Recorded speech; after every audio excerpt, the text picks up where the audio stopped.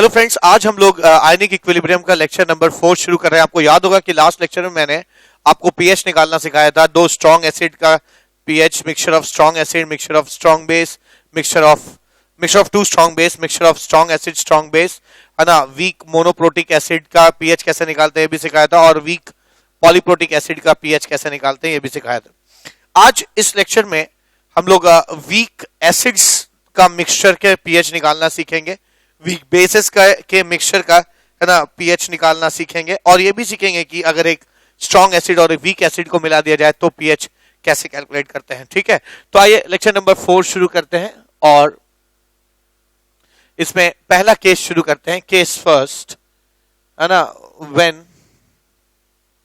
When two weak acids are mixed. ठीक है ना, two weak acids are mixed, दो वीक एसिड मिक्स किए जाते हैं तो पीएच कैसे निकालना है।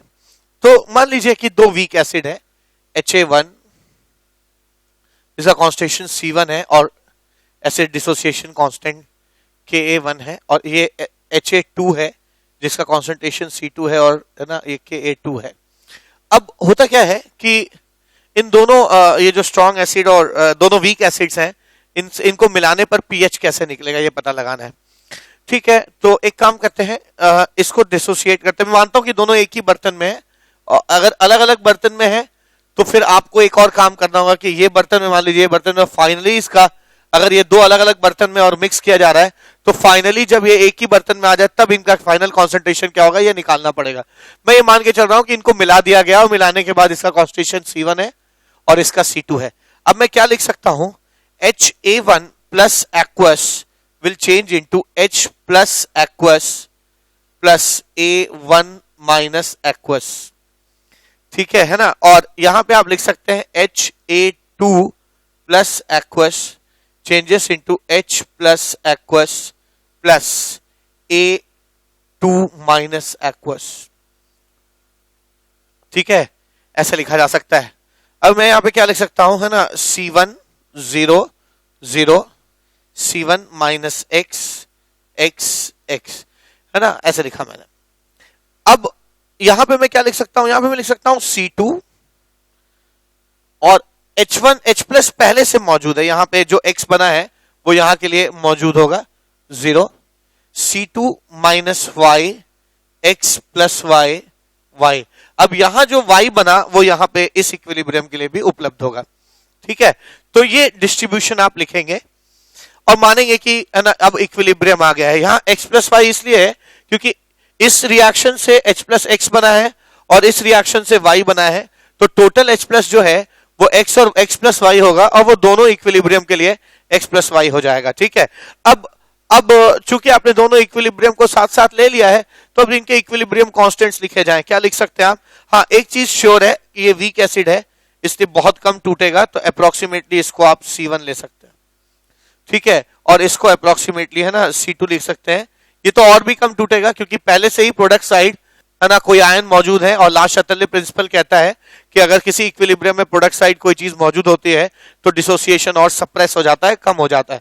ठीक, इस फेनोमेना को हम लोग कॉमन आयन इफेक्ट कहते हैं। ठीक है, इस फेनोमेना को हम लोग कॉमन आयन इफेक्ट कहते हैं कि अगर एक आयन दो इक्विलिब्रियम में कॉमन है तो क्या होगा, इसमें बनने वाला आदमी वहां प्रेजेंट होगा, उसमें बनने वाला आदमी यहां प्रेजेंट होगा, तो एक्सपेक्टेशन से H प्लस ज्यादा होगा। तो अगर ये H प्लस ज्यादा होगा तो इक्विलिब्रियम कांस्टेंट के को मेंटेन करने के चक्कर में ये कम टूटेगा ताकि Y कम हो। अगर ये बढ़ गया तो ये कम रहे ताकि K इक्विलिब्रियम की वैल्यू वही की वही रहे। ठीक है, तो इसको कॉमन आयन इफेक्ट कहते हैं। मैं इसको फिर से समराइज कर रहा हूं, जब भी एक आयन दो इक्विलिब्रियम में कॉमन होता है तो दोनों इक्विलिब्रियम का जो डिसोसिएशन है वो सप्रेस हो जाता है, कम हो जाता है।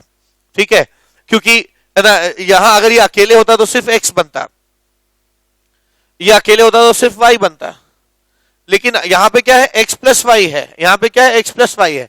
तो ये वैल्यू अगर बढ़ गई है ना, कुछ उसके वजह से बढ़ गई है, और यहां पर जो h प्लस बढ़ा है वो कुछ इसके वजह से बढ़ गया है, चूंकि ये दोनों बढ़ गए हैं, ये बढ़ गया है, तो इसको कम होना पड़ेगा क्योंकि ये सब एक के इक्विलिब्रियम से गुथे हुए हैं। मैं समझाता हूं कैसे। इसके Ka1 को क्या लिख सकते हैं, Ka1 is equals to x plus y into x by C1।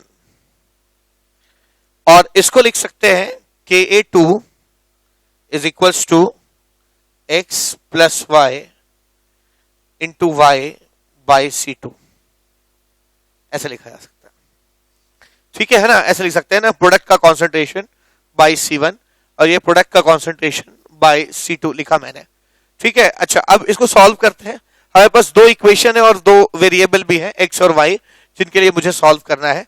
ठीक है, तो मैं क्या कह सकता हूं कि इसको यहां मल्टीप्लाई करिए, क्या आ जाएगा, मैं इसको यहां लिख रहा हूं Ka1 into C1 is equals to x into x plus y, और यहां लिख सकता हूं C2 इंटू Ka2 कर दीजिए, तो क्या लिख सकता हूं Ka2 into C2 is equals to x is equals to y into x plus y. ठीक है, ऐसा लिख सकते हैं। इनको जोड़ दीजिए, ठीक है, इनको जोड़ दीजिए। जैसे आप इनको जोड़ेंगे आप क्या लिख सकते हैं, Ka1 C1 plus Ka2 C2, है ना, मैं इसको is equals to x into x plus y into x plus y, ऐसे लिखा जा सकता है। ठीक है, यानी Ka1 C1 plus Ka2 C2 is equals to x plus y common ले लीजिए और बचेगा भी x प्लस वाई, यानी आप Ka1 C1 plus Ka2 C2 is equals to x plus y का होल स्क्वायर लिख सकते हैं। यानी x प्लस वाई की वैल्यू तो आपने निकाल ही ली है ना, वो अंडर रूट हो जाएगा, है ना, Ka1 C1 plus Ka2 C2 लिख सकते हैं। ठीक है, x प्लस वाई की अगर वैल्यू आ गई, तो अगर मुझे x प्लस वाई की वैल्यू यहां पे पता है तो मैं x की वैल्यू बड़े आराम से निकाल सकता हूं। ठीक है, तो x की वैल्यू कितनी हो जाएगी, यहां से ही निकाल लीजिए, x की वैल्यू कितनी हो जाएगी, x is equals to Ka1 C1 by x plus y, यानी x की वैल्यू हो जाएगी Ka1 C1 by x plus y की वैल्यू हो जाएगी Ka1 C1 plus Ka2 C2। ऐसे ही y लिख सकता हूं मैं, y की वैल्यू कितनी हो जाएगी, Ka2 C2 by under root Ka1 C1 plus Ka2 C2, ऐसे लिख दिया मैंने। ठीक है, तो चूंकि आपको x और y सबकी वैल्यू पता चल गई, तो आप है ना H प्लस आयन का कॉन्सेंट्रेशन निकाल सकते हैं बहुत आसानी से। मैं व्यूवर्स से ये कहूंगा कि आप इसको ना, इस डेरिवेशन या फॉर्मूले को याद रख सकते हैं तो रखिए, वरना हमेशा चीजों को बेसिक से करने की कोशिश करनी चाहिए। ठीक है ना, अच्छा तो यहाँ पे मैं क्या कह सकता हूँ, यहाँ पे कह सकता हूँ कि H प्लस आयन का कॉन्सेंट्रेशन जो है वो है ना x प्लस वाई ही तो है। ठीक है, आप देख सकते हैं यहाँ पे H प्लस आयन का कॉन्सेंट्रेशन जो है वो x प्लस वाई है। ठीक है, x प्लस वाई है, यानी under root Ka1 C1 plus Ka2 C2 हो जाएगा। ठीक है, ये आ जाएगा। आप pH निकाल सकते हैं यहां से, pH is equal to minus log H plus, तब जब ये greater than 10 to the power of -6 है। ठीक है, अगर ये 10 टू द पावर ऑफ -6 से कम हो जाए, इफ है ना H plus ion concentration is less than 10 to the power of -6 इन दिस केस, अगर ऐसे केस में हो जाता है, तब इसमें वाटर का भी H प्लस ले लेंगे। वाटर का H प्लस जो है, यहाँ पे आपने क्या C1 Ka1 C2 Ka2, आप ये डायरेक्ट फॉर्मूला इस्तेमाल कर लीजिएगा, K1 C1 plus Ka2 C2 plus यहाँ पे मुझे K water into C of water लिखना चाहिए, पर आपको याद होगा कि KH2O is equals to H plus into OH minus by H2O होता है, तो है ना KH2O into concentration of H2O is KW, ये KW हो जाता है। ठीक है, तो इसको अक्सर लोग जो है KW लिख देते हैं, यहाँ पे है ना KW लिख दिया जाता है। ठीक है, तो अगर पानी H प्लस आयन का concentration 10 to the power of -6 है, तो वाटर को भी वीक एसिड की तरह ट्रीट करिए, तो फॉर्मूला वही आ जाएगा, C1 Ka1 C2 Ka2 और C वाटर और K ऑफ वाटर, पर concentration of water into K of water is H plus into OH minus ion, और H plus into OH minus ion को KW कहते हैं। तो ये फॉर्मूला भी आपका H प्लस का आ जाता है तब जब H plus ion concentration 10 to the power of -6 है, और जब 10 टू द पावर -6 से ज्यादा है तो आप ऐसे निकाल लेंगे। मैं अभी भी व्यूअर्स को बार बार यही कहूंगा कि आपको ये सारे फॉर्मूले आप याद रख सकते हैं तो अच्छी बात है, पर आपको याद रखने की उतनी जरूरत नहीं, क्योंकि आपको क्वेश्चंस जो है मैं बेसिक से करना सिखाऊंगा। अब चूंकि हम लोगों ने है ना इस थ्योरी को समझ लिया है, तो आइए इस पे एक क्वेश्चन करते हैं। क्या क्वेश्चन हो जाएगा, क्वेश्चन करते हैं। क्वेश्चन कहता है कि क्वेश्चन यहां पे मेरे पास है ना, और क्वेश्चन कहता है कि दो वीक एसिड्स हैं, ठीक है, दो वीक एसिड्स लिए गए हैं। वो वीक एसिड्स जो हैं वो है HA1, वो है ना, नहीं वो है HOCl। ठीक है, क्वेश्चन क्या कहता है? क्वेश्चन है calculate the pH of solution, calculate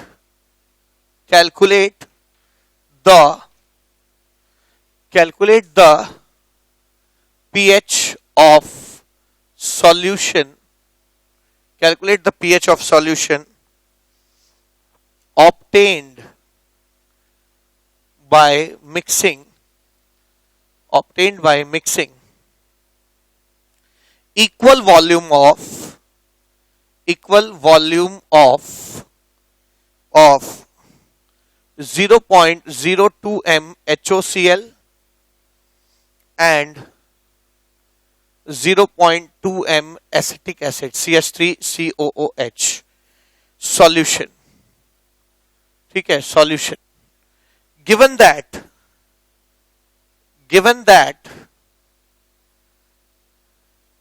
Ka of HOCl is 2 into 10 to the power of -4 and Ka2 of CH3COOH is equals to 2 into 10 to the power of -5. Also calculate concentration of OH minus ion, OCl minus and CH3COO minus। ठीक है ना, ये निकालना है। तो आइए इस question का सॉल्यूशन देखते हैं। अब इसका सॉल्यूशन क्या हो जाएगा, देखिए क्वेश्चन कह रहा है कि HOCl जो है वो 0.02 m है। एक बीकर है जिसमें 0.02 m है ना HOCl है और इसका वॉल्यूम V है, और साथ में इसको मिक्स किया गया है ना ऐसे सॉल्यूशन 0.2 m एसिटिक एसिड से CH3COOH से मिक्स किया गया जिसका वॉल्यूम भी V है। अब अगर ये दोनों मिक्स हो जाते हैं तो इसका वॉल्यूम 2V हो जाएगा, वॉल्यूम डबल हो जाएगा। तो आप जानिए कि इसका फाइनल वॉल्यूम HOCl का यहाँ पे क्या हो जाएगा, हमेशा आप ध्यान दीजिएगा HOCl का यहाँ फाइनल वॉल्यूम क्या हो जाएगा। तो आप देख सकते हैं HOCl के नंबर ऑफ मोल्स तो बदलेंगे नहीं, यहाँ मोल्स कितने हैं, मोलैरिटी इनटू वॉल्यूम, यानी 0.02 M1V1 आपने पढ़ा होगा, M1V1 is equal to M2V2 कर दीजिए, है ना, M into 2V, V cut गया यानी मोलैरिटी जो यहां पे आ जाएगी 0.01 होगी, तो यहां पे मोलैरिटी जो है 0.01 हो जाएगी। ठीक है, तो वॉल्यूम चूंकि डबल हो गया तो कॉन्सेंट्रेशन हाफ हो जाएगा। यही चीज एसिटिक एसिड के साथ भी हो जाएगी। यहाँ जो एसिटिक एसिड होगा CH3COH उसका वॉल्यूम चूंकि V से 2V हो गया है, इसलिए कॉन्सेंट्रेशन हाफ हो जाएगा। तो यहाँ पे जो है इसका कॉन्सेंट्रेशन जो है 0.1 m हो जाएगा। ठीक है ना, 0.1 m हो जाएगा इसका कॉन्सेंट्रेशन। तो हमें दोनों का कॉन्सेंट्रेशन एक ही बीकर में मिल गया है हम लोगों को। ठीक है, इनका Ka हमें पहले से पता है। ठीक है, Ka की वैल्यू हमें पहले से पता है ना, HOCl का Ka होता है 2 into 10 to the power of -4 और एसिटिक एसिड का 2 into 10 to the power of -5 है। ठीक है, तो एक काम करते हैं, अब हमसे पूछा गया है कि हम लोगों से पूछा गया है कि इसका है ना हम pH निकालें। ठीक है, हम लोग pH निकालें और साथ साथ OH माइनस, OCl माइनस और एसिटेट आयन का भी कॉन्सेंट्रेशन निकालें। तो एक बहुत कठिन क्वेश्चन नहीं है, आप इसको लिखिए, है ना, क्या लिखेंगे, HOCl changes into H plus aqueous plus OCl minus aqueous. ठीक है, मैंने ऐसे लिखा, ऑफ कोर्स एक्वस मीडियम में है, तो इसका इनिशियल कॉन्सेंट्रेशन 0.01 है, ये 0 ले लीजिए, और 0.01 में से ये X गया, X बन गया। ठीक है, ऐसे लिखा मैंने। यही काम आप एसिटिक एसिड के लिए भी लिखिए, क्या लिखेंगे, CH3COOH changes into CH3COO minus plus H plus, मैंने ऐसे लिखा। अच्छा, यहां पर एसिटिक एसिड कितना है, 0.1 m है, 0.1 m है, ये 0 है, H प्लस शुरू से मौजूद है, यहां से जितना आया है x वो यहां मौजूद होगा 0.1 minus y y x plus y. अब चूंकि यहां h plus x plus y हो गया तो इस इक्विलिब्रियम के लिए भी x प्लस वाई हो जाएगा। आप देख सकते हैं इनके के कंपेरेबल है ना, लगभग 10 गुने का अंतर है, ठीक है ना। यानी के ए जो के ए इसको 1 कहिए और इसको 2 कहिए, तो K A 1 of HOCl is approximately equal to K A 2 of acetic acid. यानी जब भी एसिड डिसोसिएशन कांस्टेंट आसपास होते हैं, इनमें होने वाला डिसोसिएशन भी, यानी यहाँ जो x टूटा है और यहाँ जो y टूटा है वो भी लगभग क्या होगा, आसपास ही होगा। इससे दोनों को एक दूसरे के रेस्पेक्ट में नेग्लेक्ट नहीं कर सकते, यानी x और y की वैल्यू एक दूसरे के रेस्पेक्ट में नेग्लिजिबल नहीं है। हाँ, लेकिन चूंकि ये वीक एसिड है, ऐसे ही बहुत कम टूटता है, ऊपर से है ना कॉमन आयन की वजह से इसका डिसोसिएशन और क्या हो जाएगा, सप्रेस हो जाएगा।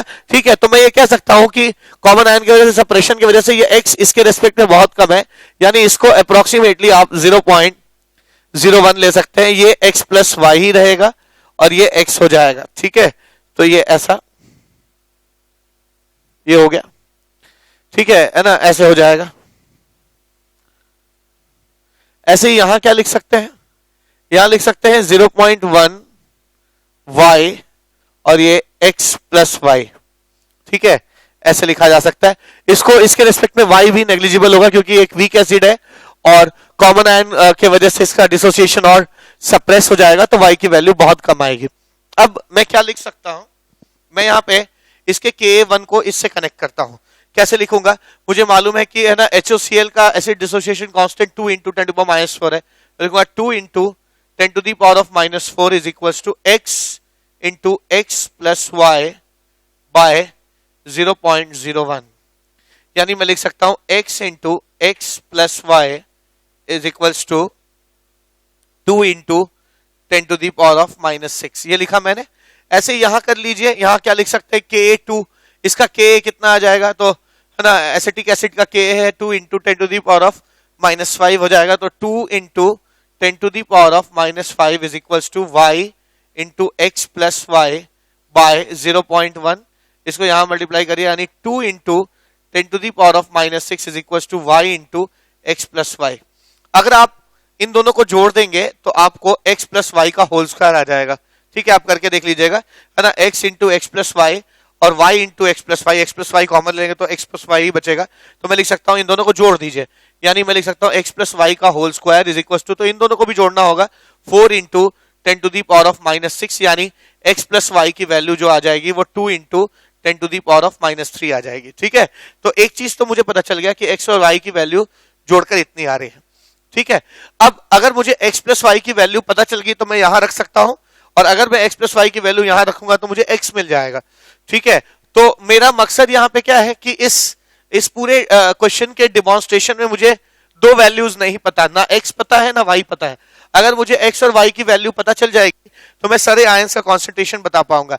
तो एक काम करते हैं, ये x प्लस वाई की वैल्यू फर्स्ट इक्वेशन में रखिए, क्या मिल जाएगा आपको, या यहां रख दीजिए, यहां रख दीजिए, क्या मिलेगा, हम कह सकते हैं x into x plus y, x into x plus y, x plus y कितना है 2 into 10 to the power -3 is equals to 2 into 10 to the power -6। ठीक है, तो ये गया और ये भी गया 10 टू दी पावर -3, यानी x की वैल्यू 10 टू दी पावर -3 आ जाएगी। ठीक है, यही काम आप यहां पे भी करेंगे, है ना, यहां पे भी करेंगे तो y की वैल्यू भी मेरे ख्याल से है ना वही आ जाएगी। अगर आप x प्लस वाई को यहां रख देंगे तो y की वैल्यू भी 10 टू दी पावर -3 आ जाएगी। अब आपसे क्या क्या पूछा गया आप निकाल सकते हैं। आपसे पूछा गया है pH, pH मतलब H plus ion concentration. H plus ion concentration कितना हो जाएगा, H प्लस आयन कॉन्सेंट्रेशन हो जाएगा x प्लस वाई। आप देख सकते हैं यहाँ H प्लस आयन का कॉन्सेंट्रेशन x प्लस वाई है, तो यहाँ पे आप लिख सकते हैं x प्लस वाई, यानी 2 इंटू, इन दोनों को जोड़ दीजिए 10 टू दी पावर -3, तो pH की वैल्यू कितनी हो जाएगी, minus log 2 into 10 to the power -3, यानी pH की वैल्यू हो जाएगी ये आ जाएगा 3 माइनस लॉग 2, 3 माइनस लॉग 2 यानी 0.3, यानी 2.7। ठीक है, तो एक चीज निकल आया H प्लस का कॉन्सेंट्रेशन कितना होगा, दूसरी चीज निकल आया pH कितना होगा, तीसरी चीज मुझसे इस क्वेश्चन में पूछा गया है कि OH माइनस आयन कॉन्सेंट्रेशन कितना होगा OCl माइनस कॉन्सेंट्रेशन कितना होगा और एसिटेट आयन कॉन्सेंट्रेशन कितना होगा। OH माइनस आयन कॉन्सेंट्रेशन मैं आराम से निकाल सकता हूं, क्योंकि हमें मालूम है कि एक्वस मीडियम में OH और H प्लस के कॉन्सेंट्रेशन का जो प्रोडक्ट है वो KW के बराबर होता है, और KW कितना है, KW आपका 10 to the power of minus 14 होता है। H प्लस आप यहां से रख सकते हैं, यानी OH minus into H plus 2 into 10 to the power of minus 3 is equal to 10 to the power of minus 14। ये आ जाएगा 10 to the power of minus 11। OH का कॉन्सेंट्रेशन हो जाएगा, ये आ जाएगा है ना 1/2। ठीक है, तो हाँ ये आ जाएगा, आप इसको सॉल्व कर लीजिएगा, 2 इधर लाएंगे तो आ जाएगा 5 into 10 to the power of minus 12।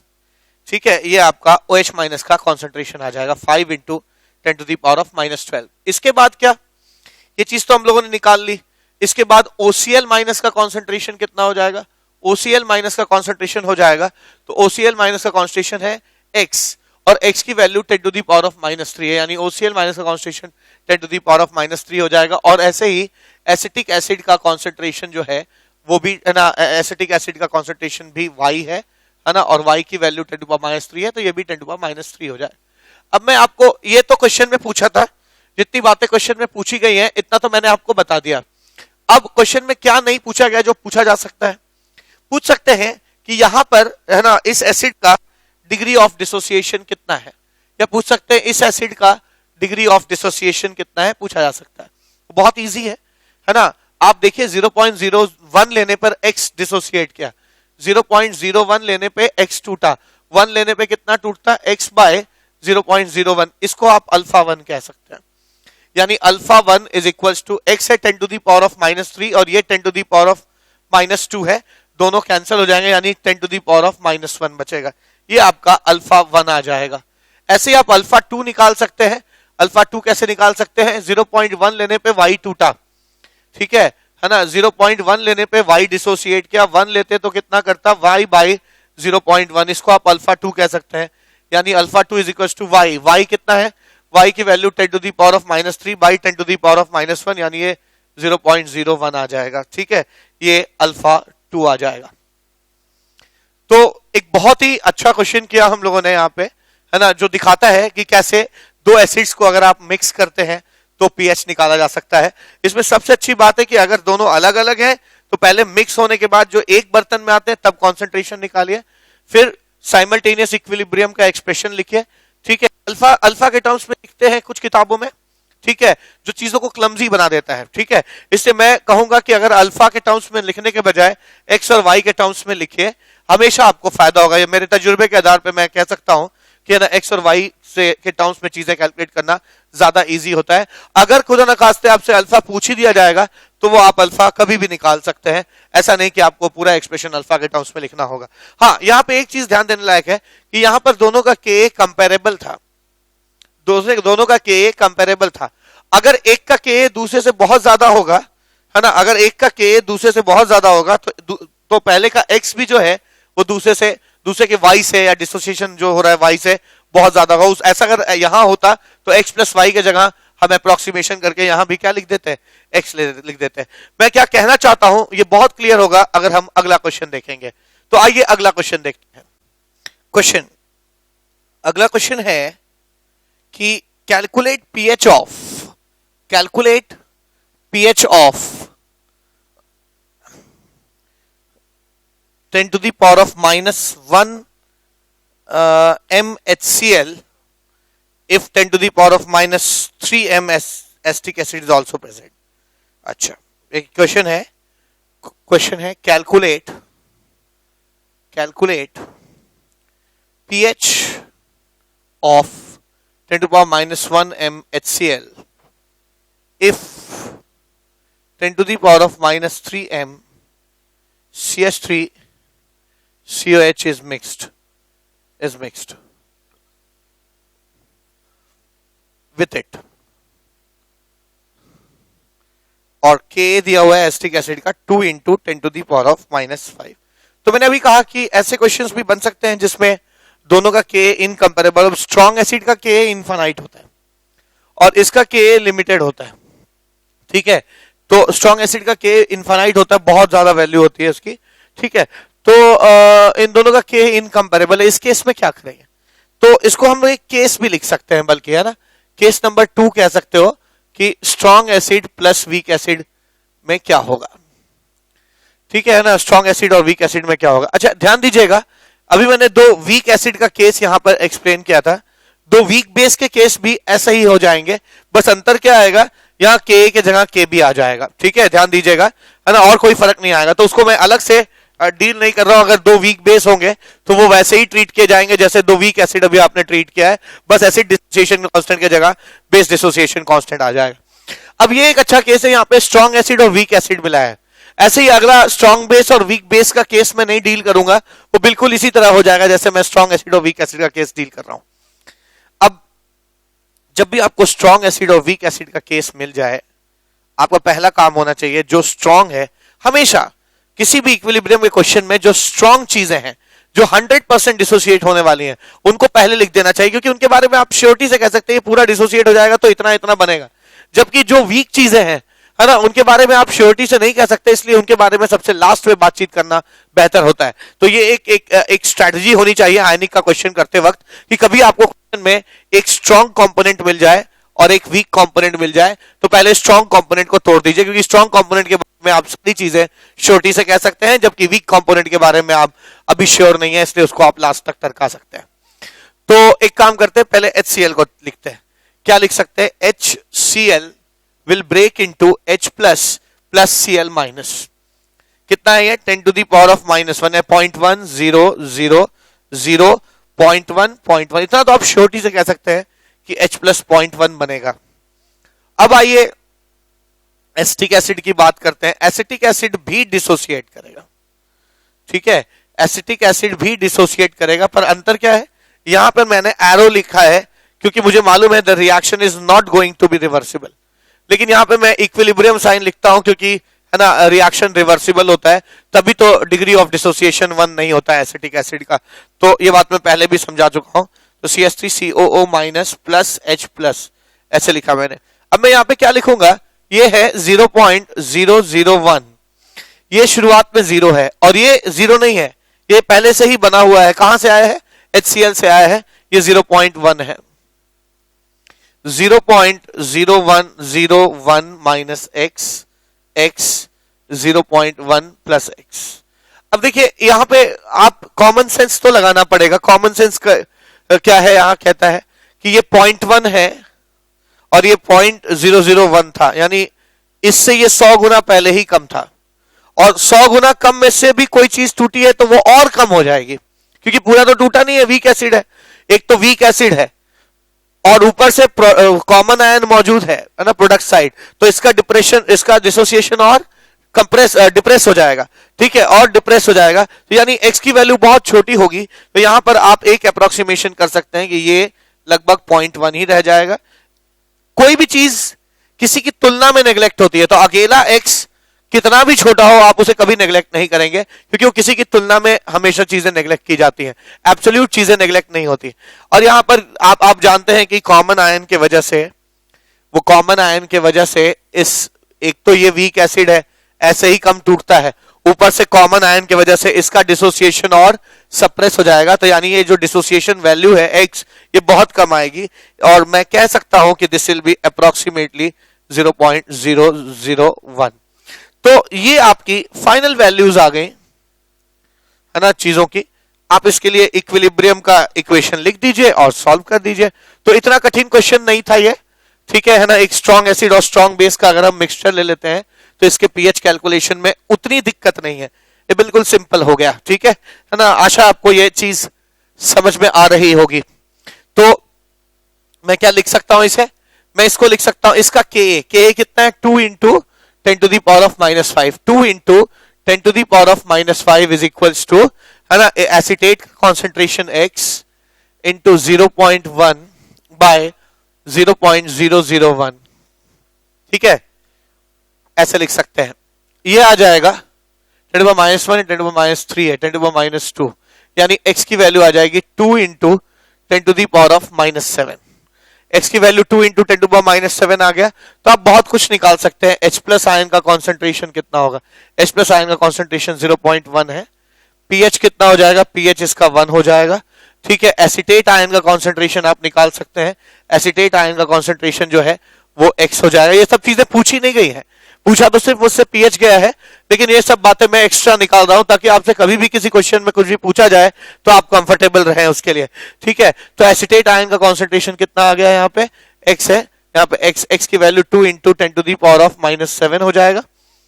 ऐसे ही आप क्लोराइड आयन का कॉन्सेंट्रेशन निकाल सकते हैं यहां से। क्लोराइड आयन का कॉन्सेंट्रेशन जो है वो 0.1 है यहाँ पे। ठीक है, और क्या आप अल्फा निकाल सकते हैं, डिग्री ऑफ डिसोसिएशन इसका डिग्री ऑफ डिसोसिएशन निकाल सकते हैं।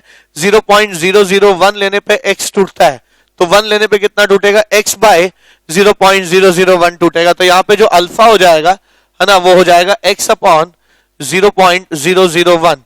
x की वैल्यू कितनी है, x की वैल्यू है 2 इंटू 10⁻⁻7 बाय 10⁻⁻3 -4, यानी अल्फा 1 को क्या लिख सकते हैं, 2 इंटू 10⁻⁻4 लिखा जा सकता है। ठीक है, तो ये कंप्लीट सॉल्यूशन हो गया है इस क्वेश्चन का, जिसमें एक वीक एसिड और एक स्ट्रॉन्ग एसिड आपस में मिक्स किए गए हों। ठीक है, अगला क्वेश्चन क्या है, अगला क्वेश्चन भी कुछ इसी से मिलता जुलता है। अगला क्वेश्चन जो है वो क्या है, थर्ड क्वेश्चन इसी में कुछ वेरिएशन है। क्या, कैलकुलेट द पीएच ऑफ, यहां पे HCl अब 10⁻⁻4 हो जाएगा। ठीक है, एंड एसिटेट आयन, अब की बार देखिए, पहले केस में HCl का कॉन्सेंट्रेशन इससे ज्यादा था, अब दूसरे केस में एसिटिक एसिड का अगर कॉन्सेंट्रेशन ज्यादा हो जाए, यानी स्ट्रॉन्ग एसिड से वीक एसिड का कॉन्सेंट्रेशन अगर ज्यादा हो जाए तो क्या होगा। ठीक है, is mixed with it, the के इज इतना। नाउ क्या क्या कैलकुलेट करना है, देखिए इसमें कैलकुलेट करने के लिए काफी चीजें दी गई हैं। इस क्वेश्चन में कहा गया है कि कैलकुलेट करिए,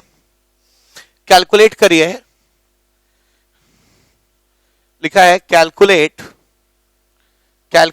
पीएच तो बोल दिया गया, कैलकुलेट पीएच, फिर से लिख दे रहा हूं, calculate pH, OH minus concentration, ठीक है, एसिटेट कॉन्सेंट्रेशन। तो जो चीजें हम लोगों ने अभी कैलकुलेट की थी वो सब पूछा गया है यहां पे।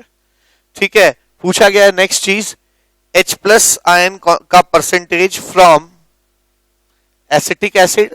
तो देखिए बड़ी जाहिर सी बात है, HCl से भी H प्लस आएगा और इससे भी H प्लस आएगा, तो दोनों H प्लस में है ना, दोनों H प्लस में एसिटिक एसिड के H प्लस का क्या परसेंटेज है। ठीक है, और लास्टली पूछा गया है percentage of H plus ion from water. ठीक है, फ्रॉम वाटर से जो H प्लस आ रहा है उसका कितना परसेंटेज होगा। तो बड़ा इजी है ना आपको। अच्छा, ऑफ कोर्स ये बहुत ही अच्छा क्वेश्चन है। देखिए यहां पर HCl है और एसिटिक एसिड है और अनकहे रूप से वाटर मौजूद है, क्योंकि आपने HCl और एसिटिक एसिड को पानी में घोल रखा है, तो पानी से भी कुछ ना कुछ H प्लस तो आया ही होगा। तो पूछा है उसका कितना परसेंटेज होगा। तो मुझे लगता है ये बहुत ही है ना ब्यूटीफुल क्वेश्चन है। आइए इसको एनालाइज करते हैं और सॉल्व करते हैं। व्यूवर्स से मैं रिक्वेस्ट करूंगा कि पहले इस क्वेश्चन को आप खुद सॉल्व करिए, अगर आप ना कर पाए तभी मेरा सॉल्यूशन देखिए। खुद क्वेश्चन करने से आपकी क्लैरिटी बढ़ती है। अब मैं यहाँ पे पहले मैंने अभी पिछले क्वेश्चन में सिखाया कि कभी भी आपको अगर एक स्ट्रॉन्ग कंपोनेंट मिले और वीक कंपोनेंट मिले तो पहले स्ट्रॉन्ग कंपोनेंट को डिसोसिएट करा दीजिए, क्योंकि स्ट्रॉन्ग कंपोनेंट के लिए आप सब कुछ श्योरिटी से कह सकते हैं, लेकिन वीक कंपोनेंट के लिए आप श्योर नहीं होते हैं। ठीक है, तो यहाँ पे मैं क्या लिख सकता हूं, 10⁻⁻4 0 0 0 10⁻⁻4 10⁻⁻4 लिखा जा सकता है। ठीक है, ऐसे ही एसिटिक एसिड के लिए क्या लिख सकते हैं, CH3COOH changes into CH3COO minus H plus, ऐसे लिखा मैंने, 10⁻⁻2 यानी 0.01, ये 0 है, और H प्लस पहले से आप देख सकते हैं HCl से 10⁻⁻4 आया, तो इसको यहां लिख सकते हैं 10⁻⁻4, 0.01 माइनस x प्लस 10⁻⁻4, मैंने ऐसे लिख दिया। अब ध्यान रखिए कि है ना ये 10⁻⁻2 है और इसमें से अगर कुछ भी टूटता है, एक तो कॉमन आयन है तो इसलिए इस एसिड का डिसोसिएशन और सप्रेस हो जाएगा, तो x की वैल्यू बहुत छोटी होगी, और अगर ये 1% या 2% भी टूटता है तो इसके कंपेरेबल होगा, इसलिए यहां पर x को इसके रेस्पेक्ट में नेग्लेक्ट करना खतरनाक हो सकता है। ठीक है, तो इसलिए मैं किसी को नेग्लेक्ट नहीं कर रहा हूं। हाँ, ये जरूर लिख सकता हूं कि ये अप्रोक्सीमेटली है ना 0.001 हो जाएगा, क्योंकि एसिटिक एसिड जो होता है ना, जो एसिटिक एसिड होता है वो वीक एसिड है। ठीक है, और इसका डिसोसिएशन ऐसे ही कम होता है, और अगर प्रोडक्ट साइड कोई चीज मौजूद हो तो इसका डिसोसिएशन और सप्रेस हो जाएगा। ठीक है, ये आपका एक्स ही रहेगा, और इसको मैं नेग्लेक्ट नहीं कर रहा हूं क्योंकि मुझे लगता है कि दोनों वैल्यूज कंपेरेबल आनी चाहिए। इसका लॉजिक मैंने अभी अभी दे दिया, तो ये आपकी फाइनल वैल्यूज आ जाएंगे। ठीक है, अब इनको सॉल्व करते हैं। इनके बीच में कनेक्शन कैसे आ जाएगा, तो एसिटिक एसिड का अपना Ka है ना, उससे मैं इनके बीच में एक कनेक्शन बिठा सकता हूं और इनको सॉल्व कर सकता हूं। क्या लिख सकता हूं मैं लिख सकता हूं इसका Ka कितना है, Ka है 2 into 10 to the power of -5, तो लिख सकता हूं 2 into 10 to the power of -5 is equals to x into this, x into x plus 10 to the power of -4 by 0.01, x into x plus 10 to the power of -4 is equals to 2 into 10 to the power of -7, x square plus 10 to the power of -4x minus 2 into 10 to the power of -7 is 0। अब यहां पे है ना हमें quadratic solve करना पड़ेगा। श्रीराचार्य का formula लगा दीजिए, x is equals to -b, plus minus नहीं लेते क्योंकि कॉन्सेंट्रेशन फिर माइनस और माइनस नेगेटिव हो जाएगा, तो सिर्फ प्लस वाला लिया, under root b square 10 to the power of -4 का उसका 10 to -8 minus 4ac, 4 2 8, 8 into 10 to the power of -7 by 2। ठीक है, x is equals to -10 to the power of -4 plus ये 10 टू -8 कॉमन ले लीजिए, ये 10 टू -4 बचेगा, यहां बचेगा 1 और यहां बचेगा 80, है ना, डिवाइड बाई 2। ठीक है, तो ये आ जाएगा, मैं इसको फिर सॉल्व कर रहा हूं फर्दर, है ना, x is equals to -10 to the power of -4 plus, है ना, 81 का अंडर रूट 9 हो जाएगा। ठीक है, तो मैं लिख सकता हूं 9 into 10 to the power of -4 by 2, यानी x is equals to 9 - 1 by 2 into 10 to the power of -4, x is equals to 8 - 2 यानी 4 into 10 to the power of, ये आ गया, है ना, x की वैल्यू आ जाएगी 4 into 10 to the power of -4। ठीक है, अब ये x की वैल्यू आ गई, तो x हमने सॉल्व कर लिया, तो अब हम इसमें सब कुछ बता सकते हैं जो चीजें है ना इस क्वेश्चन में हमसे पूछी गई हैं हम लोगों से, वो सारी चीजें हम यहाँ पे बता सकते हैं वेरी इजीली। ठीक है, क्या समझा जाए? पहली चीज क्या पूछा है pH। pH निकालने के लिए हमें H प्लस आयन का कॉन्सेंट्रेशन चाहिए। H प्लस आयन का concentration x plus 10 to the power of -4 है, तो H प्लस आयन का कॉन्सेंट्रेशन हो जाएगा x plus 10 to the power of -4, यानी H प्लस आयन का कॉन्सेंट्रेशन हो जाएगा 5 इंटू 10 टू पावर -4। ध्यान दीजिएगा, ये H प्लस HCl से आया है और ये H प्लस जो है वो एसिटिक एसिड से आया है। ठीक है ना, तो दोनों के से आए हुए H प्लस हमको मालूम है कहां से आए हैं। ठीक है, तो टोटल H प्लस जो है कितना आ जाएगा, pH कितना हो जाएगा, pH is equals to minus log H plus ion concentration 4 minus log 5 0.7 होता है, तो 4 माइनस 0.7 कितना हो जाएगा, 3.3 इसका pH आ जाएगा। तो एक और चीज हम लोगों ने निकाल ली, हम लोगों ने इसका pH निकाल लिया। अब पूछा जा रहा है OH माइनस आयन कॉन्सेंट्रेशन कितना होगा, तो that is a very simple question, है ना। आपको मालूम है कि किसी भी एक्वस मीडियम में OH और H प्लस के प्रोडक्ट कॉन्सेंट्रेशन का प्रोडक्ट KW के बराबर होता है। OH minus into H plus कितना है, 5 into 10 to the power of -4 is KW 10 to the power of -14। ठीक है ये आ जाएगा, है ना, तो OH माइनस का कॉन्सेंट्रेशन आ जाएगा, है ना, 1/5 into 10 to the power of -10, यानी OH माइनस का कॉन्सेंट्रेशन आ जाएगा 2 into 10 to the power of -11। तो एक चीज तो श्योर है कि OH माइनस भी हमने निकाल लिया। ठीक है, OH माइनस का कॉन्सेंट्रेशन निकल गया, ये चीज भी आ गई। अब पूछा जा रहा है कितना एसिटेट आयन का कॉन्सेंट्रेशन है। तो एसिटेट आयन का कॉन्सेंट्रेशन है कहां? एसिटेट आयन का कॉन्सेंट्रेशन है X। तो एसिटेट आयन का कॉन्सेंट्रेशन निकालते हैं। एसिटेट आयन का कॉन्सेंट्रेशन X है। X की वैल्यू हमको पहले से पता है 4 इंटू 10⁻⁻⁴ है। ठीक है, तो ये आपका एसिटेट आयन का कॉन्सेंट्रेशन भी आ गया। ठीक है, तो एसिटेट आयन का कॉन्सेंट्रेशन भी आ गया। अब अगली चीज पूछी गई है कि कितना प्रतिशत H+ एसिटिक एसिड से आया है ना, ये पूछा गया है। बड़े आसानी से निकल आएगा। Percentage of H+ which has come from acetic acid कितना होगा? तो आपको पता है एसिटिक एसिड से जो H+ आया है वो इतना है 4 इंटू 10⁻⁻⁴ और टोटल H+ कितना है 5 इंटू 10⁻⁻⁴। 5 इंटू 10⁻⁻⁴ इंटू 100 कर दीजिए।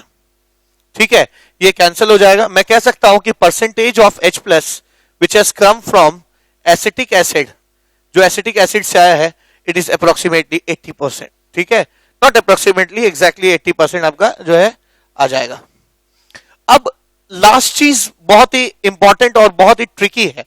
ठीक है, क्या पूछा गया है कि कितना H+ वाटर से आया है। ठीक है, ये बहुत ही ट्रिकी क्वेश्चन है। कितना H+ वाटर से है? आपको मालूम है वाटर से आने वाला H+ बहुत ही कम होगा। ठीक है, और उस कितना होगा हम कैसे बता सकते हैं? तो एक चीज तो श्योर है कि वाटर जब भी डिसोसिएट करता है, वाटर जब भी डिसोसिएट करता है तो उसमें H+ और OH- का कॉन्सेंट्रेशन हमेशा क्या होता है? बराबर होता है। अब ध्यान दीजिए, ये जो OH आया है ये सारा पानी से ही आया होगा, क्योंकि अगर आप HCl कहीं मिलाएंगे तो वहां OH नहीं आ सकता, H+ और Cl- आएगा। कहीं एसिटिक एसिड मिलाएंगे तो वहां एसिटेट और H+ आएगा। अगर यहां पर OH- मौजूद है तो उसकी वजह सिर्फ और सिर्फ वाटर है। ठीक है, वाटर की वजह से आया है। तो मैं कह सकता हूं कि वाटर जब भी OH प्रोड्यूस करता है उतना ही H+ प्रोड्यूस करता है। तो इस ट्रिक से मैं बड़ी आसानी से H+ ऑफ वाटर निकाल लूंगा। H+ which has come from water will be equal to OH- ion and OH- ion concentration is 2 into 10⁻⁻11। ठीक है, तो मैं कह सकता हूं कि percentage of H+ ion from water is equals to H+ ion from water कितना हो जाएगा 2 into 10⁻⁻11 by total number of H+ ion which is इतना 5 into 10⁻⁻4 into 100। यानी परसेंटेज ऑफ H+ ion जो कि वाटर से आया होगा ये आ जाएगा 10⁻⁻7, ये आ जाएगा 0.4, 40 इंटू 10⁻⁻7 यानी 4 इंटू 10⁻⁻6%, 4 इंटू 10⁻⁻6%। तो इतना H+ आयन जो है वो वाटर से आएगा। ठीक है, तो आप देख सकते हैं बहुत ही अच्छा क्वेश्चन है जहां पे हम लोगों ने एक स्ट्रॉन्ग एसिड और एक स्ट्रॉन्ग एसिड और एक वीक एसिड को आपस में मिलाया और इस क्वेश्चन क्या, अब तक एक स्ट्रॉन्ग एसिड और मोनोप्रोटिक वीक एसिड दिख रहा था, मिलाया था मैंने। अब क्वेश्चन को और कठिन करते हैं। स्ट्रॉन्ग एसिड तो मिलाएंगे पर वीक एसिड जो है वो मोनोप्रोटिक ना होके डाइप्रोटिक करते हैं, देखते हैं क्या होता है। तो आइए अगला क्वेश्चन करते हैं। क्वेश्चन है कैलकुलेट द पीएच। ठीक है ना, अब क्वेश्चन कहता है अगला कि कहता है calculate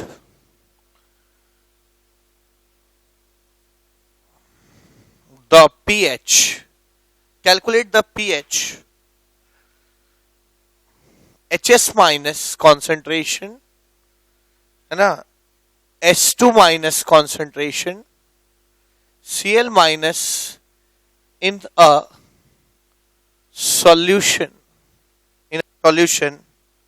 which is 0.1 m HCl and 0.1 m H2S, given that Ka1 of H2S is 10 to the power of -7 and Ka2 of H2S is 10 to the power of -14. Also calculate alpha 1 and alpha 2. This is one of the most beautiful question we'll do in ionic equilibrium. ठीक है, बहुत अच्छा question है जिसमें एक strong acid दिया हुआ है और एक पॉलीप्रोटिक वीक एसिड दिया हुआ है ना. H2S है, पॉलीप्रोटिक वीक एसिड है और एक स्ट्रॉन्ग एसिड है. और लगभग हर चीज पूछ लिया है इसमें कि pH कितना होगा, HS माइनस कितना होगा, H2 माइनस कितना होगा, Cl माइनस कितना होगा, अल्फा 1 कितना होगा, अल्फा 2 कितना होगा, हर एक चीज पूछ लिया है. अब इस क्वेश्चन को अप्रोच कैसे किया जाए, तो मैंने हमेशा आपको अप्रोच करने का तरीका बताया है कि हमेशा शुरुआत वहां से करिए जो स्ट्रॉन्ग कंपोनेंट हो, क्योंकि स्ट्रॉन्ग कंपोनेंट्स के बारे में आप सारी बातें है ना साफ साफ लिख सकते हैं, आपको पूरी पता होती है. जबकि वीकर कंपोनेंट्स के बारे में अभी आप श्योर नहीं होते हैं, क्वेश्चन का कंडीशन उनके बारे में डिसाइड करता है. पर इनके बारे में कुछ भी कहना is independent of the condition of the question. ये तो पूरा पूरा टूट जाते हैं. ठीक है, तो मैं लिखूंगा HCl changes into H plus Cl minus 0.1 0 0 0 0.1 0.1 ऐसे लिखा मैंने. ठीक है, ऐसे ही H2S के लिए क्या लिख सकता हूं, ये तो मैंने लिख दिया. अब मैं H2S के लिए क्या लिखूंगा, H2S के लिए एक इक्विलिब्रियम आ जाएगा, H प्लस HS माइनस एक इक्विलिब्रियम आ जाएगा. और ये इक्विलिब्रियम यहां एंड नहीं करेगा, ये आने के बाद फिर एक और इक्विलिब्रियम स्टैब्लिश किया जाएगा, है ना, क्योंकि ये पॉलीप्रोटिक एसिड है तो HS माइनस अपना दूसरा H प्लस भी लूज करेगा. तो यहां पे आप ऐसे भी लिखें HS minus changes into H plus H2 minus. ठीक है, तो again this is a very very beautiful question. आप क्या लिखेंगे यहाँ पे 0.1 H प्लस पहले से मौजूद है और उतना ही मौजूद है जितना ये था. इतना ज्यादा H प्लस मौजूद होने का मतलब ये वीक एसिड जो है, ऐसे ही इसका Ka बहुत कम है तो बहुत कम टूटना चाहिए. और है ना, इतना ज्यादा कॉमन आयन मौजूद होने की वजह से इसका डिसोसिएशन बहुत सप्रेस हो जाएगा. तो यानी कि आप X को एक बहुत ही छोटी वैल्यू मान सकते हैं. ठीक है, ऐसे लिख सकते हैं, X को बहुत छोटी वैल्यू मान सकते हैं. फिर यहां जो बना X है वो यहां के लिए अवेलेबल होगा और यहां पर 0.1 प्लस X मौजूद है और ये 0 है. अब आप देख सकते हैं कि यहां जो H प्लस आयन है वो ना सिर्फ X बल्कि उससे भी 0.1 कॉन्सेंट्रेशन ज्यादा है. ठीक है, कॉमन आयन एक तो ये सेकंड डिसोसिएशन हो रहा है.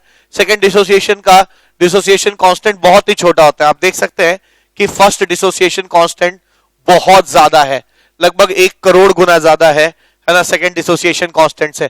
यानी मैं कह सकता हूं यहां जो X होगा डिसोसिएशन वो Y से बहुत ज्यादा होगा. ठीक है, तो एक तो सेकंड डिसोसिएशन कांस्टेंट बहुत कम है, यानी इसको बहुत कम टूटना चाहिए. ऊपर से है ना कॉमन आयन के मौजूद होने से इनका डिसोसिएशन और भी ज्यादा है ना सप्रेस हो जाएगा. तो मैं कह सकता हूं कि लगभग बहुत बहुत कम मात्रा में है ना X डिसोसिएट होगा Y में, 0.1 plus X plus Y.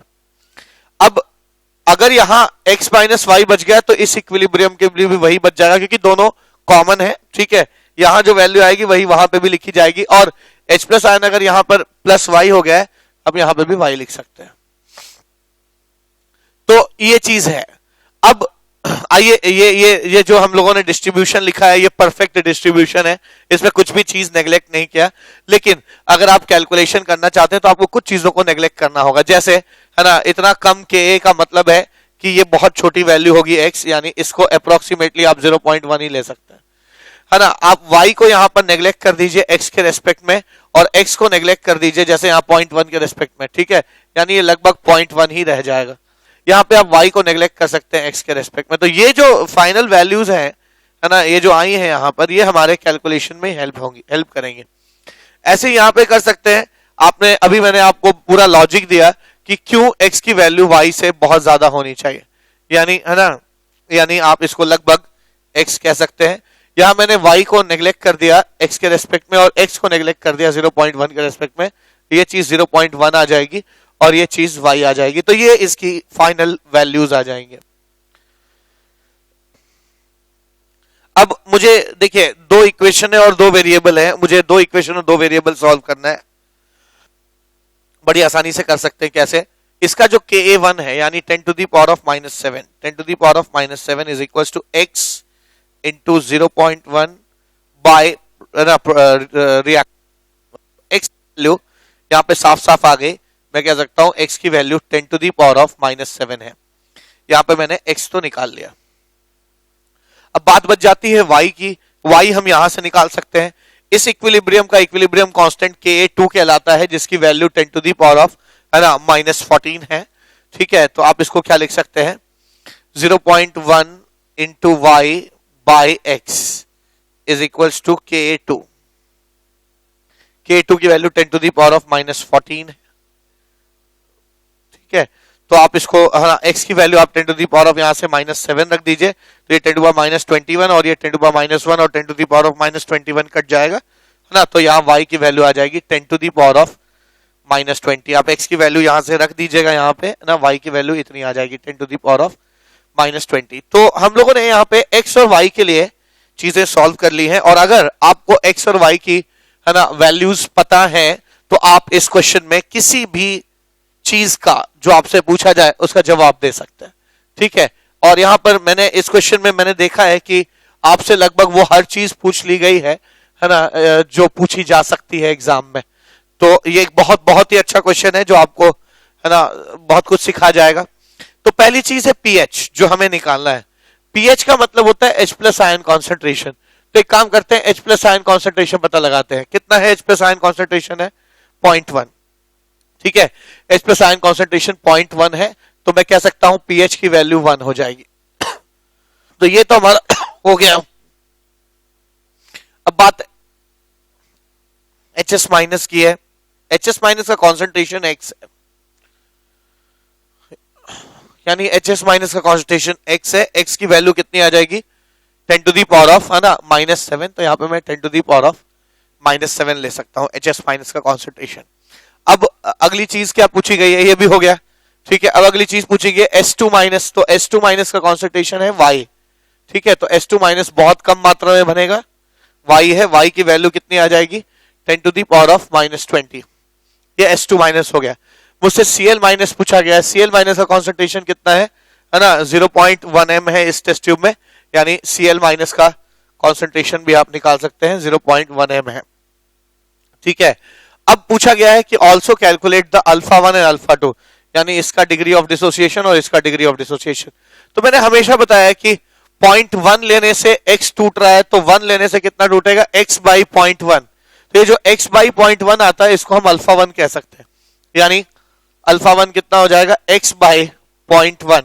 x की वैल्यू है 10 टू दी पावर ऑफ -7 और 0.1 होता है 10 टू दी पावर ऑफ -1, यानी इसकी वैल्यू आ जाएगी 10 टू दी पावर ऑफ -6। ठीक है, ऐसे ही α2 भी आप निकाल सकते हैं। x लेने पे y टूटा, तो 1 लेने पे कितना टूटेगा? y by x। ठीक है, तो ये y बाई x हो जाएगा। y बाई x मतलब 10 to the power of -20 by 10 to the power of -7, है ना। ये कैंसिल हो जाएगा, 10 टू दी पावर ऑफ -13 आ जाएगा। ठीक है, तो ये काफी अच्छा क्वेश्चन है। इसमें जो भी चीजें पूछी गई हम सब चीजों का जवाब हम लोगों ने यहाँ पे दिया है।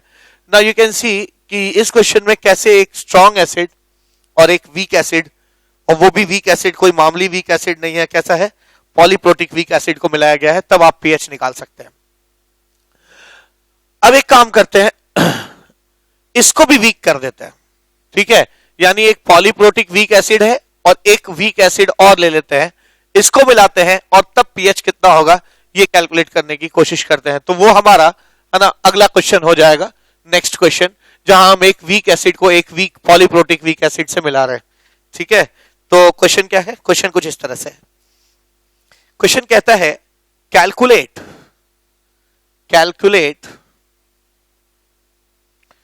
PH, H plus ion concentration, OH minus ion concentration, तो सब पूछ दिया यहां पे। Acetate ion concentration, CH3COH concentration, OH minus concentration, H2S concentration and sulfide ion concentration in a solution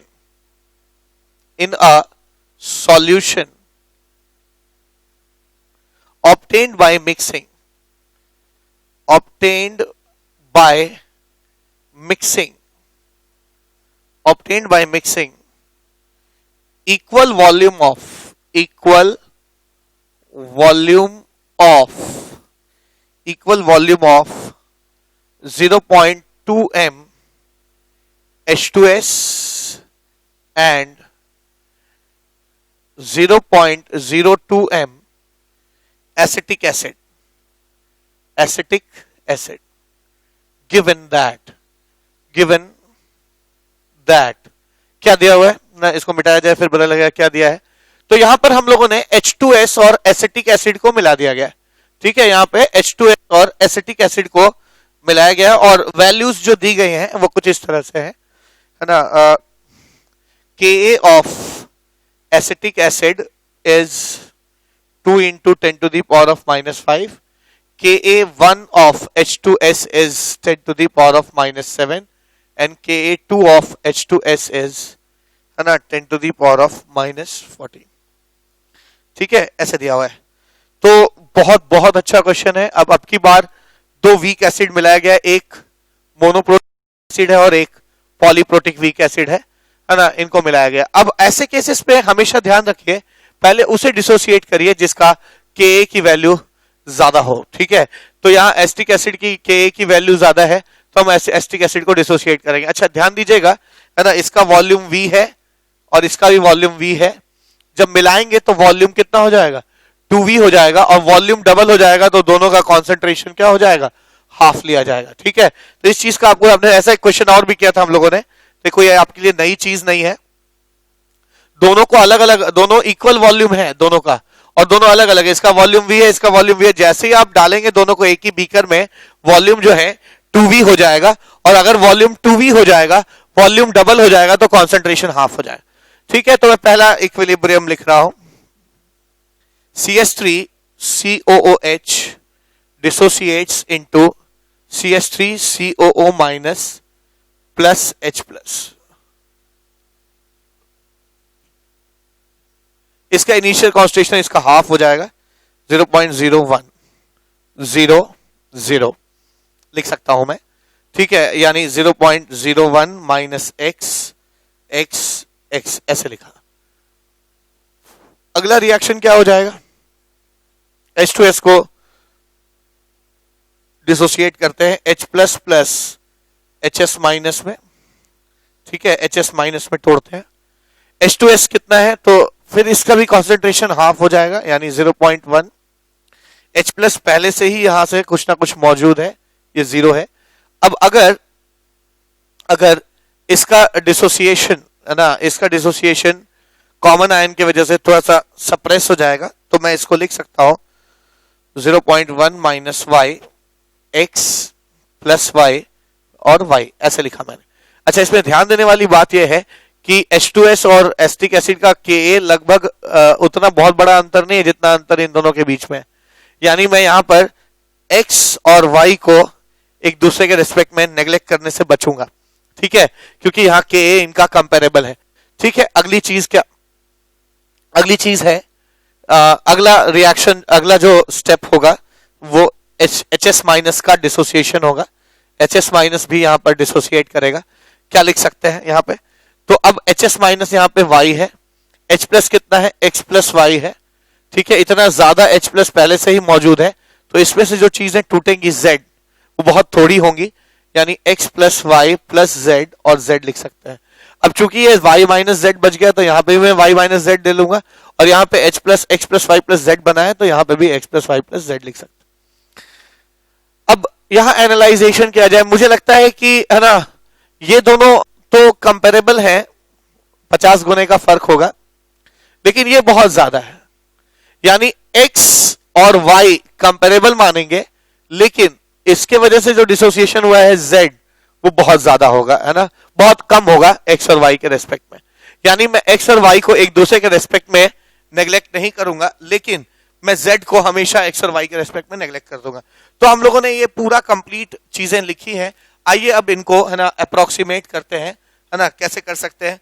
एक तो ये वीक एसिड है, ऐसे ही कम टूटता है, ऊपर से है ना, कॉमन आयन मौजूद होने की वजह से इसका भी डिसोसिएशन सप्रेस हो जाएगा, तो इसको लगभग आप 0.01 लिख सकते हैं। ये x ही रहेगा।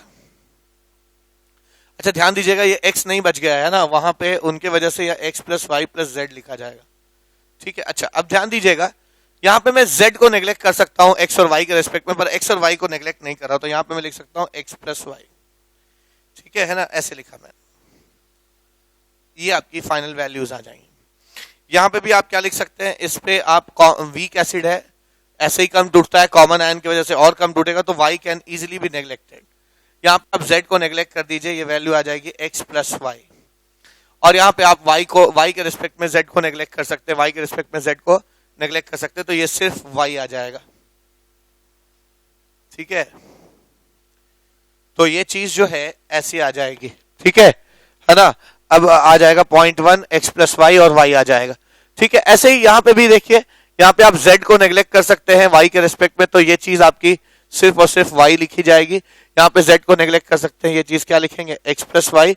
अकेली क्वांटिटी को कभी भी नेग्लेक्ट नहीं कर सकते, इसलिए पूरा लिखा जाएगा। ठीक है ना, तो ये चीज आ जाएगी आपकी ऐसे। अब यहाँ पे आप 3 इक्विलिब्रियम है ना लिख सकते हैं, और 3 वेरिएबल भी इसीलिए है, और इसीलिए इतनी सारी चीजें पूछी गई हैं। ठीक है, तो अब आपकी ये है ना मैथमेटिकल स्किल्स पे डिपेंड करता है कि आप कैसे x, y और z को है ना निकाल लेते हैं, इसमें से कैलकुलेट कर लेते हैं।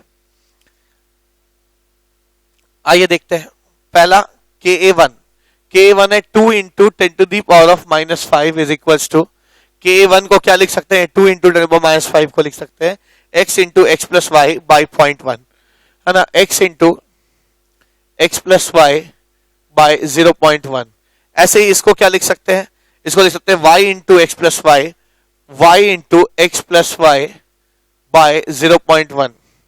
ठीक है ना, अच्छा इसको लिख सकते हैं 0.01, और ये 0.1 इज इक्वल्स टू Ka1 की वैल्यू कितनी आ जाएगी, 10 टू दी पावर ऑफ है ना -7 है। ठीक है, ये लिखा जा सकता है। ऐसे ही इसके लिए क्या लिख सकते हैं, z into x plus y, z into x plus y by y is equals to Ka2। इसका Ka2 कितना है, 10 टू दी पावर ऑफ -40। ठीक है, अच्छा तो आइए इन दोनों को सॉल्व करते हैं। इन दोनों को जोड़ दीजिए, इन दोनों को जोड़िए, तब जब ये इधर मल्टीप्लाई कर दिया जाए, ये इधर मल्टीप्लाई कर दिया जाए, तो ये 10 -2 है, ये 2 into 10 to the power of -7 हो जाएगा, और ये हो जाएगा है ना 0.1 into 10 to the power of -7। जब भी इन दोनों को जोड़ेंगे तो ये आ जाएगा x प्लस वाई का होल स्क्वायर, यानी आप कह सकते हैं x प्लस वाई का whole square is equals to 2.1 into 10 to the power of -7, यानी x प्लस वाई का whole square is equals to 21 into 10 to the power of -8, यानी x प्लस वाई की वैल्यू आ जाएगी √21 into 10 to the power of -4। ठीक है,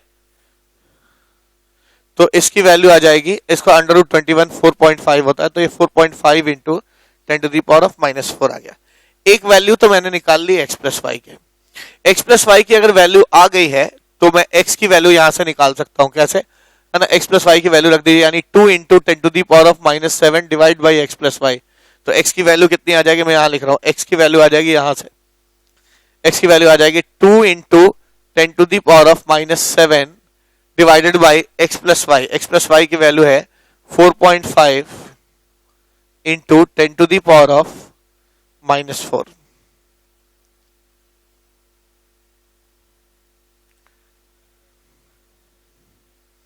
ये 9/2 है, यानी 4/9 हो जाएगा, x is equal to 4/9 into 10 to the power of -3। ऐसे रहने दीजिए, क्या फर्क पड़ता है। ठीक है ना, तो x की वैल्यू इतनी आ गई। ऐसे ही y निकाल सकते हैं आप, y कैसे निकल जाएगा, 10 to the power of -8 divide by x plus y. तो y की वैल्यू कितनी आ जाएगी, y is equal to 10 to the power of -8 by x plus y. x plus y is 9/2, 4.5 into 10 to the power of -4 into 10 to the power of -4, यानी y की value जो आ जाएगी वो आ जाएगी 2/9 into 10 to the power of -4। ठीक है, ये आपका y की वैल्यू आ गई। तो मैंने सबकी वैल्यू यहाँ पे x y और ना x प्लस वाई की वैल्यू निकाल ली। अब यहाँ से आप z की भी वैल्यू कैलकुलेट कर सकते हैं, ठीक है ना, z की वैल्यू कैलकुलेट की जा सकती है, ठीक है। z की वैल्यू कैसे आ जाएगी, इस इक्वेशन को ले लीजिए। तो अगर आप इस इक्वेशन को ले लेंगे तो आप लिख सकते हैं 10 to the power of minus 14, 10 to the power of minus 14 is equals to 10 to the power minus 14 is equals to z, जिसकी वैल्यू मुझे निकालनी है, into x plus 5 that is 9 by 2 into 10 to the power of minus 4 by y की value क्या है 2 by 9, 2 by 9 into 10 to the power of minus 4, यही आ रहा है, ठीक है ना। 2 by 9 into 10 to the power of minus 4, 10 to the power minus 4, 10 to the power minus 4 cancel हो गया, 4 by 81, यानी z की वैल्यू कितनी आ रही है 10 to the power minus 14 is equals to, है ना, 81 by 4 into z, यानी z की वैल्यू आ जाएगी 4 upon 81 into 10 to the power of minus 14, ये z की वैल्यू आ गई। अब अगर हमारे पास सारी वैल्यूज पता चल गई तो आप कुछ भी चीज निकाल सकते हैं ना, तो मैं एक एक करके निकाल रहा हूं। यहाँ पे H प्लस आयन का कॉन्सेंट्रेशन कितना हो जाएगा, H प्लस आयन का कॉन्सेंट्रेशन हो जाएगा, आप लिख सकते हैं x प्लस वाई, ठीक है, x plus y, H plus ion का कॉन्सेंट्रेशन हो जाएगा। x प्लस वाई की वैल्यू आपको पता ही है 4.5 into 10 to the power of minus 4, तो pH जो है आप कैलकुलेट कर लीजिएगा, minus log 4.5 into 10 to the power of minus 4 हो जाएगा। Whatever you get is the answer, ठीक है। ऐसे ही H प्लस आ गया, pH आ गया, ठीक है ना, H प्लस और pH आपने निकाल लिया। अगर आपसे पूछा जाता है तो इसको कैलकुलेट कर लेंगे तो ये 3.34 आ जाएगा शायद, है ना, 3.34 आ जाएगा, ये pH आ गया, ठीक है। ऐसे ही OH माइनस आयन कॉन्सेंट्रेशन कितना होगा, तो OH माइनस आयन कॉन्सेंट्रेशन होगा KW by H plus ion का कॉन्सेंट्रेशन, यानी 9/2 into 10 to the power of minus 4, ये कैंसिल हो जाएगा, 10 टू पावर माइनस 10, यानी OH हो जाएगा 2/9 into 10 to the power of minus 14, ठीक है, ये चीज आ जाएगी। अब अगर आपसे पूछा जाता है कि ठीक है मैंने H प्लस आयन कॉन्सेंट्रेशन निकाल लिया, है ना, मैंने pH निकाल लिया, मैंने OH निकाल लिया, ठीक है, और क्या पूछा जा सकता है, और पूछा जा सकता है ना, OH निकाल लिया, पूछा जा सकता है एसीटेट आयन का कॉन्सेंट्रेशन कितना है। मैं यहाँ इसको कैलकुलेट कर दे रहा हूं, अभी जगह नहीं बच गई है यहाँ पे, तो यहाँ कैलकुलेट कर दे रहा हूं। एसीटेट आयन का कॉन्सेंट्रेशन कितना हो जाएगा, एसीटेट आयन का कॉन्सेंट्रेशन हो जाएगा, है ना, x, और x की वैल्यू कितनी निकाली हम लोगों ने 4/9 इंटू, है ना, तो ये आ जाएगा 4/9 into 10 to the power of minus 3, ठीक है। ऐसे ही अगर कोई पूछता है एसिटिक एसिड का कॉन्सेंट्रेशन कितना होगा, तो it will almost remain unchanged, ठीक है, तो आप कहेंगे एसिटिक एसिड का कॉन्सेंट्रेशन जो है ना, वो 0.1 हो जाएगा, ठीक है, 0.01 हो जाएगा, आप यहां से निकाल सकते हैं 0.01 हो जाएगा, तो ये दोनों भी हो गया। OH हमने निकाल ही लिया था। H2S का कॉन्सेंट्रेशन कितना हो जाएगा, H2S का कॉन्सेंट्रेशन हो जाएगा, H2S का कॉन्सेंट्रेशन कितना बचा है 0.1, ये 0.1 हो जाएगा, ठीक है, और मेरे ख्याल से ये HS माइनस का कॉन्सेंट्रेशन है ना, HS माइनस का कॉन्सेंट्रेशन हो जाएगा, ये HS माइनस का कॉन्सेंट्रेशन कितना हो जाएगा, HS माइनस का कॉन्सेंट्रेशन जो है वो Y है, और y की वैल्यू कितनी है 2/9 into 10 to the power of minus 4, 2/9 into 10 to the power of minus 4 हो गया। ये दोनों भी हम लोगों ने कैलकुलेट कर लिया। सल्फाइड का कॉन्सेंट्रेशन पूछा है, आ जाएगा, सल्फाइड का कॉन्सेंट्रेशन कितना हो जाएगा, सल्फाइड का कॉन्सेंट्रेशन हो जाएगा, सल्फाइड का कॉन्सेंट्रेशन Z है, ठीक है, और Z की वैल्यू हमें पता है 4/81, 4/81 10 to the power of minus 14, ठीक है, तो ये सल्फाइड का भी कॉन्सेंट्रेशन आ गया।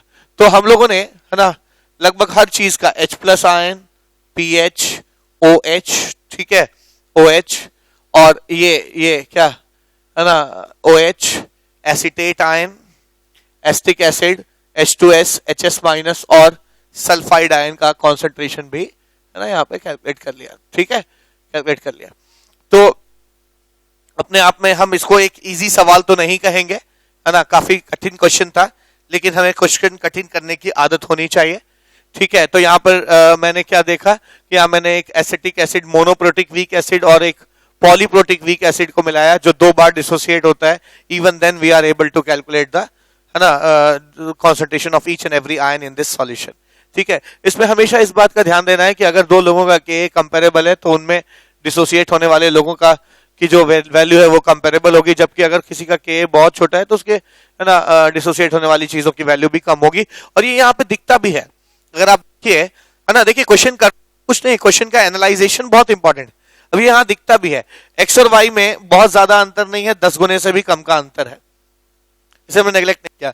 लेकिन आपने देखा कि है ना, तो इसलिए एक्स और वाई को मैंने शुरू से ही कंपेरेबल लिया था, क्योंकि मेरे इनके के की वैल्यू कंपेरेबल लग रही थी, तो एक्स और वाई की भी कंपेरेबल थी। लेकिन इसका के बहुत कम था, तो जेड मुझे आशा था कि कम मिलेगा, और मेरे आशा के अनुरूप ये काफी कम मिला। ये 10 to the power of -14 के ऑर्डर का है, यानी ये कम से कम 1000 करोड़ गुना कम है एक्स और वाई से।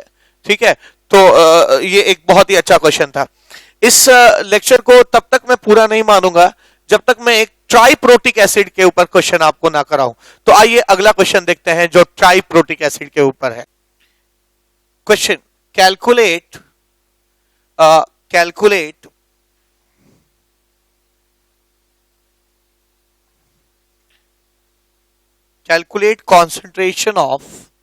concentration of H3PO4, H2PO4 minus, HPO4 2 minus, PO4 3 minus, H plus ion concentration, pH, concentration of OH minus ion, है ना, concentration of OH minus ion in 0.1 m H3PO4 solution. Given Ka1 is 10 to the power of -3, Ka2 is 10 to the power of -7, and Ka3 is 10 to the power of -12. तो again है ना, एक अच्छा question है यहाँ पे। और अब की बार ये मैंने जैसे कहा अभी थोड़ी देर पहले कि ये इस लेक्चर की पढ़ाई असंभव है अगर हम पॉलीप्रोटिक एसिड के बारे में बातचीत ना करें, ट्राइप्रोटिक एसिड के बारे में बातचीत ना करें।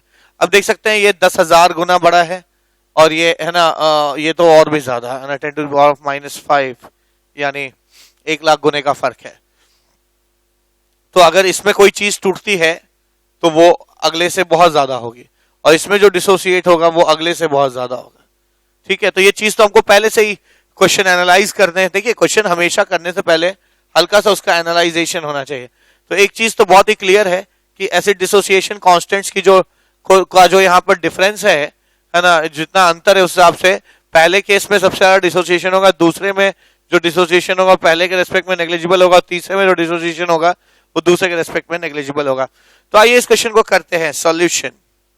अगेन व्यूअर्स से रिक्वेस्ट है कि आप पहले इस क्वेश्चन को खुद करिए। आपने बहुत सारे क्वेश्चंस का यहाँ पे डिमॉन्स्ट्रेशंस देखा है, तो आप इस क्वेश्चन को बड़े ही आसानी से कर सकते हैं, है ना। अगर ना हो तब आप मेरा सॉल्यूशन देखिए। H3PO4 changes into H plus H2PO4 minus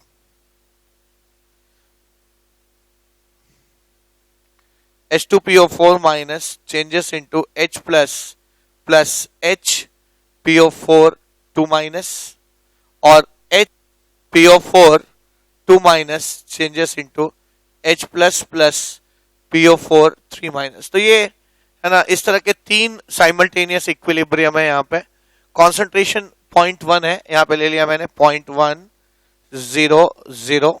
ठीक है, या आप ऐसे लिख सकते हैं 0.100.1 माइनस x। ठीक है, अब ये जो बना ये x बना, और ये भी x वहां पहुंच जाएगा 0, x minus y, x plus y, y ऐसे लिखा मैंने। अब h प्लस x नहीं है, x प्लस y है, और अब H2PO4 माइनस x नहीं बचा, x माइनस y बचा, यहां पे मैंने x माइनस y लिख लिया। ठीक है, अब आगे बढ़ा जाए। ये कितना है, ये y है, ये y है। h प्लस कितना है, तो अब पहले से आए हुए h प्लस जो है वो x और y है, ये 0 है। y में से कुछ z टूट जाएगा, ये x plus y plus z बनेगा, और ये भी z बनेगा। अब h plus x plus y ना रह के x plus y plus z है, तो वो यहाँ के लिए भी अवेलेबल है और यहाँ के लिए भी अवेलेबल है। ठीक है, और यहाँ पर HPO4 2 माइनस, अब y नहीं रह गया, y माइनस z है, मैंने यहाँ पे लिख दिया y माइनस z। अब इनके Ka1, Ka2 और Ka3 को देखकर मैं ये कह सकता हूं कि यहां जो X डिसोसिएशन हुआ होगा वो Y से बहुत ज्यादा, Y जो होगा वो Z से बहुत ज्यादा है, तो इनको बहुत इजीली कर सकते हैं क्या। और ये भी कह सकते हैं एक तो ये वीक एसिड है, ऐसे ही कम टूटता है, ऊपर से बहुत सारे कॉमन आयन मौजूद हैं H+, जिनकी वजह से इसका डिसोसिएशन काफी सप्रेस हो जाएगा। तो मैं इसको लमसम जो है ना 0.1 ही मान लूंगा। Z को नेग्लेक्ट कर देंगे Y के रेस्पेक्ट में और Y को नेग्लेक्ट कर देंगे X के रेस्पेक्ट में, यानी यहाँ पे क्या आ जाएगा X। यहाँ पे Y को नेग्लेक्ट कर देंगे X के रेस्पेक्ट में, यहाँ आ जाएगा X। तो टोटल जो वैल्यूज यूज करेंगे हम कैलकुलेशन में वो इतनी ही आएगी 0.1 XX। ठीक है, ऐसे यहां आ जाइए, यहां क्या लिख सकते हैं, इसको Y को नेग्लेक्ट कर दीजिए, है ना, ये आ जाएगा X। ठीक है, यहाँ पे Z और Y को नेग्लेक्ट कर दिया मैंने, है ना, Z और Y को नेग्लेक्ट कर दिया तो यहाँ पे चीजें X आ जाएंगी। यहाँ पे भी मैं Z को नेग्लेक्ट कर दे रहा हूं तो यहाँ पे सिर्फ Y आ जाएगा। ठीक है, तो ऐसा कुछ आ जाएगा यहाँ पे। ठीक है, X Y आ जाएगा। ठीक है, आ गया। ऐसे यहाँ पे आ जाइए, यहाँ पे क्या हो जाएगा, यहाँ पे भी आप Z को नेग्लेक्ट कर सकते हैं तो ये चीज है ना Y आ जाएगी। यहाँ पे आप Z को नेग्लेक्ट करेंगे Y के रेस्पेक्ट में, Y को नेग्लेक्ट करेंगे X के रेस्पेक्ट में, यहाँ पे ये X रह जाएगा, है ना, और यहाँ पे ये है ना Z रह जाएगा। तो वैल्यूज आपकी फाइनल आ जाएंगी इस इक्विलिब्रियम के लिए। अब सबकी वैल्यूज मुझे पता है तो मैं उनके के इक्विलिब्रियम से उनको कनेक्ट कर दूंगा। तो यहाँ के लिए मैं क्या लिख सकता हूँ, Ka1 which is 10 to the power of -3, है ना, Ka1 which is 10 to the power of -3 is equals to, है ना, x into x by 0.1। ठीक है, तो लिख सकता हूं x into x यानी x स्क्वायर by 0.1। तो आप देख सकते हैं यहाँ पे सॉल्व करके x की value 10 to the power of क्या आ जाएगी, -2 आ जाएगी। तो x मैंने निकाल लिया। ठीक है, x निकाल लिया। अब Ka2 के लिए इसको लिखिए, Ka2 कितना है, Ka2 की वैल्यू है 10 to the power of -7। ठीक है, तो 10 to the power of -7 is equals to, है ना, x into y divide by x। ये कैंसिल हो जाएगा, यानी y की वैल्यू आ जाएगी 10 to the power of -7। ठीक है, ये मैंने y भी कैलकुलेट कर लिया। तो 3 इक्वेशन और 3 वेरिएबल है, सॉल्व कर लेते हैं। इसके लिए Ka की वैल्यू Ka3 कहलाएगी जो कि 10 to the power of -12 है। तो आप लिख सकते हैं 10 to the power of -12 is equals to x into z by y, x into z by y हो जाएगा। ठीक है, और ये आ जाएगा 10 to the power of -12 is equals to x की वैल्यू आपको पहले से पता है 10 to the power of -2 है, into z by y की वैल्यू कितनी है, 10 to the power of -7 है, ये 10 to the power of -5 हो गया, यानी z की वैल्यू कितनी आ जाएगी, 10 to the power of -17। ठीक है, तो ये आपकी z की वैल्यू भी 10 to the power of -17 आ गया। अब जो चीजें आपसे पूछी गई हैं आप बड़े ही इजीली निकाल सकते हैं। सबसे पहली चीज पूछी गई है आपसे H3O4 का कॉन्सेंट्रेशन कितना होगा। ठीक है, H3O4 का कॉन्सेंट्रेशन कितना है आप देख सकते हैं, यहां पर H3O4 का कॉन्सेंट्रेशन 0.1 है। ठीक है, तो आप बड़ी आसानी इसको क्या लिख सकते हैं, H3O4 का कॉन्सेंट्रेशन लिख सकते हैं 0.1 m। अगली चीज पूछी गई है H2PO4 माइनस का कॉन्सेंट्रेशन कितना होगा।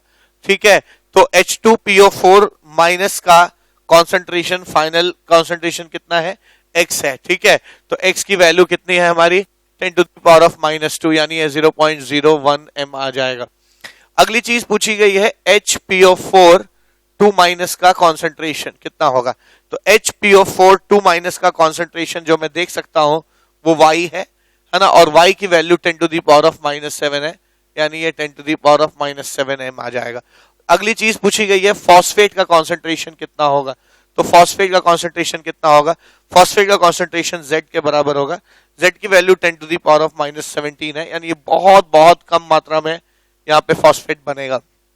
इसके बाद पूछा गया H+ आयन का कॉन्सेंट्रेशन कितना होगा।